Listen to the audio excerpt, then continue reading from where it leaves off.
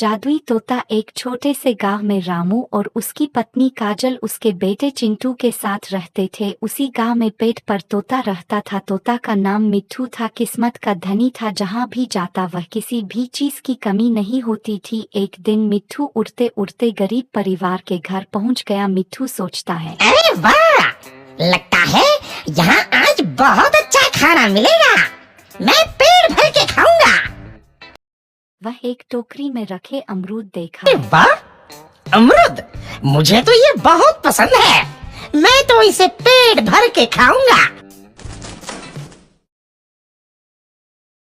मिट्ठू अमरूद खाने ही लगता है। तभी काजल मिट्ठू को अमरूद खाते देख लेती, गुस्सा हो जाती। यहाँ से न जाने कहाँ से आ जाते हैं। मैं तो परेशान हो गई हूँ इनसे।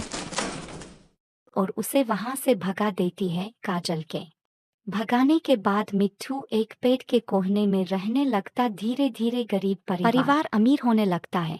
एक दिन रामू और काजल खाने खाते समय बातें करने लगते हैं। आजकल हमारी बहुत तरक्की हो रही है, काम भी अच्छा चल रहा है। सच कहा, भगवान हमेशा ऐसे ही हम पर मेहरबान रहे। बेटा, पिताजी, मुझे खिलौना लेके दो ना, मेरे सभी दोस्तों के पास है। ठीक है, जरूर लाऊंगा। कितने खुश है सब। मेरे परिवार को किसी की नजर ना लगे। एक तरफ ऐसी ही बातें होती है, दूसरी तरफ मिट्ठू भी अमरूद खाता रहता है। मजा आया, अमरूद खाया, मजा आया, अमरूद खाया, मजा आया। इस समय काजल अंदर आती है। मिट्ठू को अमरूद खाते बहु गुस्सा होती है। काजल जब मिट्ठू को बाहर निकालने के लिए पिंजरे में अमरूद रख देती है और मिट्ठू पिंजरे में चल जाता है। जैसे मिट्ठू अमरूद खाने लगता है, पिंजरा बंद हो जाता है और मिट्ठू पिंजरे में फंस जाता है। मुझे बाहर निकालो, मैं यहाँ फंस गया हूँ, मुझे बचाओ।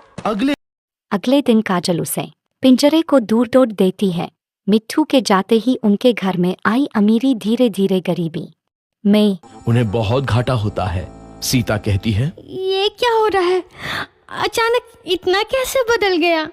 अभी तक तो सब कुछ अच्छा चल रहा था। रामू कहता है, लगता है भगवान हम पर रूठ गए हैं। चिंटू भी कहता है, लगता है अब मुझे खिलौने भी नहीं मिलेंगे। और वो रोने लगता है और बाहर चला जाता है। कुछ दिन बाद रघु तोता फिर से उस घर में आता है। वापस आया, मैं वापस आया। अब मैं जमकर अमरूद खाऊंगा। रघु सीधा रसोई घर में चला जाता है और अमरूद खाने लगता है।